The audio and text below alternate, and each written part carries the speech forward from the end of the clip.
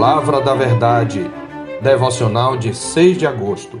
Conflitos, sua causa e cura. De onde procedem guerras e contendas que há entre vós?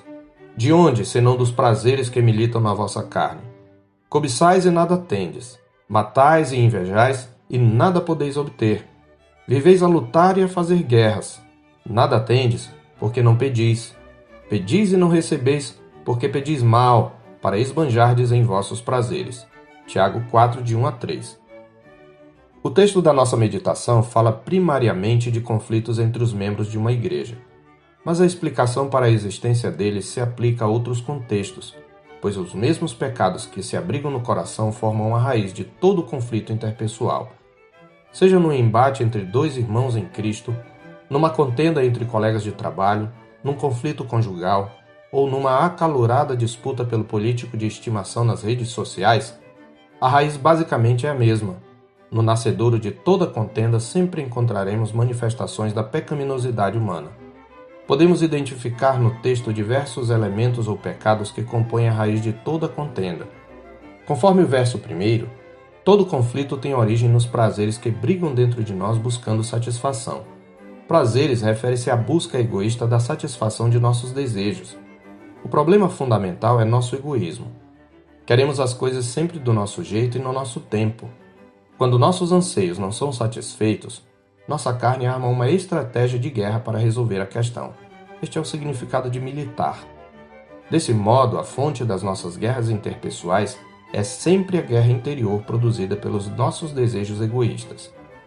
Deflagrada a guerra, inicia-se um ciclo vicioso, uma campanha militar maquinada no coração, que Tiago descreve nos versos 2 e 3. Nosso egoísmo se expressa em primeiro lugar na cobiça, o desejo ardente e incontrolável pela gratificação egoísta da natureza pecaminosa. Cobiçais e nada tendes.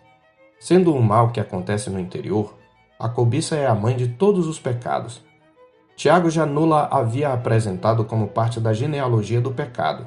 Ele disse: ninguém ao ser tentado diga, sou tentado por Deus, porque Deus não pode ser tentado pelo mal e ele mesmo a ninguém tenta.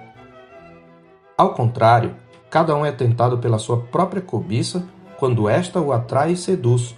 Então a cobiça, depois de haver concebido, dá à luz o pecado, e o pecado, uma vez consumado, gera a morte. Capítulo 1, versos 13 a 15. A cobiça não é só um desejo ilícito. Pode ser desejo lícito em si, mas tão intenso que usurpa o lugar que somente Deus deve ocupar no coração. A coisa desejada tornou-se um ídolo. Quando tais desejos não são satisfeitos, deflagramos a guerra. Matais e invejais. Matar inclui o cultivo de sentimentos que vão da simples amargura ao ódio e às ofensas que deles brotam. Por isso João diz em 1 de João 3,15 que todo aquele que odeia seu irmão é assassino. Mas a nossa cobiça invejosa nunca se satisfaz. E nada podeis obter, diz Tiago. Então caímos num ciclo vicioso de contendas. Viveis a lutar e a fazer guerras. As frustrações desencadeiam novas mágoas e ofensas pessoais. A guerra tornou-se um fim em si mesmo. Os conflitos se alimentam porque, em vez de depender de Deus, preferimos exigir dos outros que se dobrem aos nossos interesses. Nada tendes porque não pedis, diz o verso 2. Escolhemos com frequência tomar as rédeas de nossa vida e fazer justiça com as próprias mãos, ignorando que a ira do homem não produz a justiça de Deus, como Tiago já disse no capítulo 1, verso 20. E nesse clima de contenda, até mesmo quando enfim decidimos orar, nossas orações são ineficazes por causa da motivação, a gratificação excessiva de nossa natureza egoísta. Pedis e não recebeis, porque pedis mal, para esbanjardes em vossos prazeres. Tiago também expõe a verdadeira natureza dos conflitos nos versos 4 a 6. Primeiro, eles são antes de tudo uma manifestação de infidelidade para com Deus, um sinal de que nosso amor pela criatura suplantou o amor pelo Criador. Por isso os contenciosos são chamados de infiéis, no original literalmente adúlteras. Em segundo lugar, além disso, os conflitos são uma manifestação de mundanismo, o que se constitui em inimizade contra Deus. Ele diz isto ainda no verso 4. A amizade do mundo é inimiga de Deus. Em terceiro lugar, os conflitos são também uma manifestação da cobiça invejosa. No verso 5, a palavra traduzida por ciúme, no original, significa na verdade inveja, que nunca é usada em sentido positivo no Novo Testamento. E ao contrário do que a tradução revista e atualizada parece indicar, espírito é o espírito humano, pois o Espírito Santo não inveja. A melhor tradução, então, seria que o nosso espírito deseja com intensa inveja.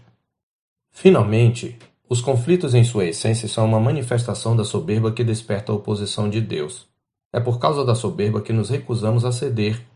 É por isso que o apóstolo nos lembra que Deus resiste aos soberbos, mas dá graça aos humildes, no verso 6. Como observou William Barclay, o orgulhoso levantou um altar a si mesmo dentro do seu próprio coração e é ali que presta culto. O orgulho, portanto, é a mais vil manifestação da idolatria. Tal pecado leva o homem tanto a desafiar Deus como a pisar o coração do seu próximo. Deus se opõe aos orgulhosos. Deus se coloca contra aqueles que, de maneira independente e por todos os meios, querem satisfazer seus desejos egoístas, mas aos humildes ele concede a sua graça. Mas qual é o caminho para a cura desse mal que atinge todos os segmentos da sociedade e destrói vidas, carreiras, famílias, igrejas e nações? O caminho pode ser resumido em uma palavra: arrependimento. Tiago passa a aplicar sua dura repreensão, apontando o caminho do arrependimento que envolve algumas atitudes. Primeiro ele diz: sujeitem-se a Deus, no verso 7.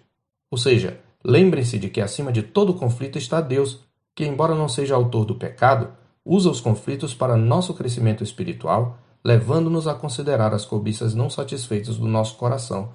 Portanto, significa: sujeitem-se ao tratar de Deus através dos conflitos. Em segundo lugar, resistam ao diabo e ele fugirá de vocês. É a estratégia comum do inimigo de nossa alma utilizar-se do calor da contenda para nos estimular a deixar o sol se pôr sobre a nossa ira, guardando o rancor e maquinando a vingança.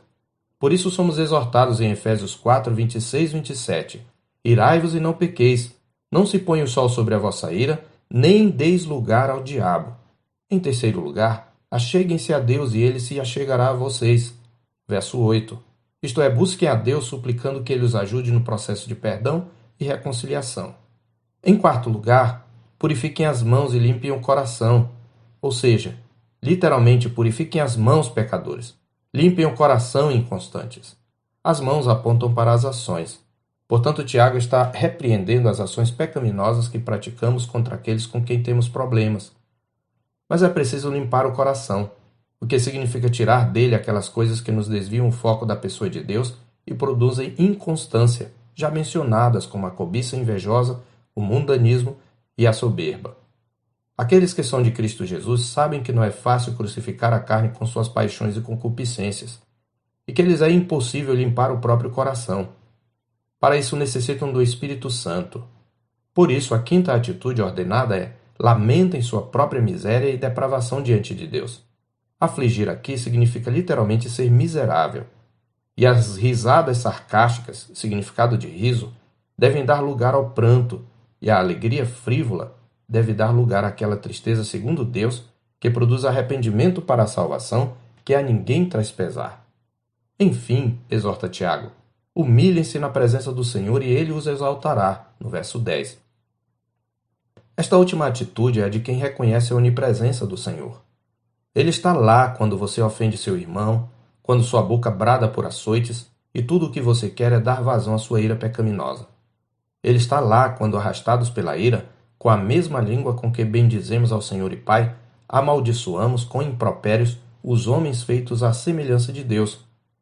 Aqueles que se conscientizam da onipresença do justo juiz hão de se humilhar, sabendo que ele em tempo oportuno os exaltará.